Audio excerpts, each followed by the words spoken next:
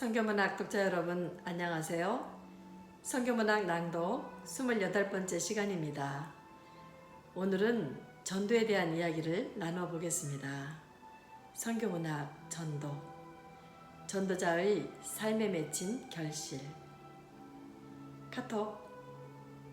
추석이 지나서 얼마 안 되었을 때 대전 살고 있는 동생으로부터 카톡이 날라왔다. 나의 지내가 쪽으로 육촌이 되는 여동생으로 장로교 목사의 사모이기도 한 동생이다. 카톡의 내용은 명절을 맞아 전도한 중국 학생들과 등산을 갔었다는 내용이었다. 어제는 쌤 추석 행사로 등산을 갔어요. 제가 그 선교단체에 몸을 담은 지도 15년이 됐네요. 이제 중국 학생들이 제 청춘을 자기들에게 다 바쳤다고 저를 엄마라고 불러주기도 해요. 등산 내내 2명의 남자애가 저를 부축하고 다녔어요.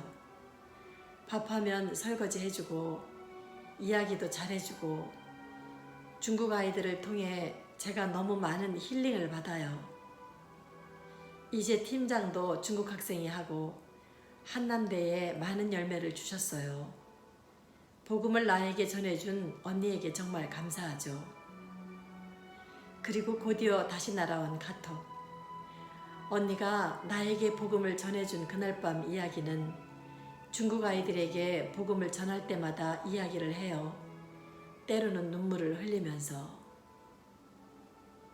내가 이 육촌 동생에게 복음을 전한 지 벌써 34년이 흘렀다. 그런데 동생은 아직도 나에게 전도를 받았던 그 밤을 생생하게 기억하고 있는 것이다. 그처럼 많은 세월이 흘렀으면 잊어버릴 만도 한데 어떻게 동생은 그렇게 생생하게 내가 전도한 방식까지 선명하게 기억하고 있는 것일까? 그것은 동생이 나에게 전도를 받은 후 자기 자신 또한 복음 전도자로 살아왔기 때문이다. 대전에서 목회를 하는 목사님에게 시집을 간 후 동생은 목회하는 남편을 내조하는 한편 대전에 있는 한남대학교를 중심으로 전도 활동을 해왔다고 한다. 바로 쌤이라는 외국 유학생을 전도하는 선교단체에 소속되어서 15년 동안 지속적으로 중국 유학생들에게 복음을 전해온 것이다. 배운 것을 잊어버리지 않는 가장 확실한 방법은 배운 것을 다시 가르치는 것이라는 말이 있다. 그런데 동생은 나에게 전도받았던 날 그 밤의 그 감격을 잃어버리지 않고 다시 다른 사람에게 끊임없이 전도 활동을 해왔기에 그처럼 생생하게 기억하고 있는 것이다. 자신의 말처럼 내가 전도했을 때 마음이 확 열리며 동시에 하늘문이 열리던 그 순간을 말이다. 사모이면서도 동시에 전도자로 살아온 동생의 삶의 열매가 참으로 풍성하다고 나는 생각했다. 동시에 동생이 보내온 학생들에게 둘러싸여 찍은 몇 장의 사진을 보면서 나는 마음이 뿌듯해짐을 느끼며 입가에 저절로 미소가 지어졌다. 이처럼 전도자의 삶을 살아온 동생에게 하나님은 자녀가 잘 되게 하는 복도 주셨다. 벌써 대학교 4학년이 된 동생의 무남 동료 외동딸은 대전에서 중고등학교에서도 상위권의 성적을 유지하며 때로는 전교 1등도 하는 재원이었다. 그러더니 서울의 모 대학교에서 4년 전액 장학금에다가 생활비까지 지급해주는 특별 장학생으로 선발하여 데리고 갔다. 하나님께서 어려운 개척교회 목사님의 자녀인 조카를 친히 미래사회의 유능한 일꾼으로 키워주시고 있으신 것이다.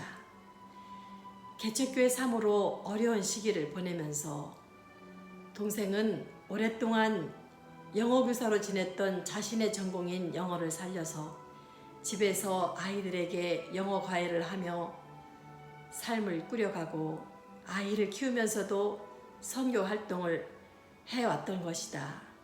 이러한 동생의 삶이 참으로 대견하기만 하다. 전도자의 삶은 쉽지 않다. 하지만 전도한 그 수고의 열매는 얼마나 달고 흐뭇한지 경험해보지 않은 사람은 결코 알 수 없는 일이다. 사회가 혼란해지고 사람들의 가치관이 물질 만능주의로 흐르고 있는 이때에도 정작 사람들에게 필요한 것은 복음이다. 사람들이 예수님을 영접하기만 하면 변화는 일어난다. 예수님을 영접한 그 사람의 삶을 하나님께서 주관해 가실 것이기 때문이다. 한국교회가 해야 할 가장 중요한 임무는 지금도 여전히 전도이다. 하나님은 어제나 오늘이나 전도를 통해서 영혼 구원하시기를 기뻐하시기 때문이다. 고린도전서 1장 21절 말씀. 하나님의 지혜에 있어서는 이 세상이 자기 지혜로 하나님을 알지 못하므로 하나님께서 전도에 미련한 것으로 믿는 자들을 구원하시기를 기뻐하셨도다. 고린도전서 1장 21절 말씀. 성경문학 낭독 28번째 시간을 마쳤습니다. 이제 저는 29째 시간에 여러분을 만나 뵙도록 하겠습니다. 더운 여름에 몸 조심하시고 안녕히 계세요.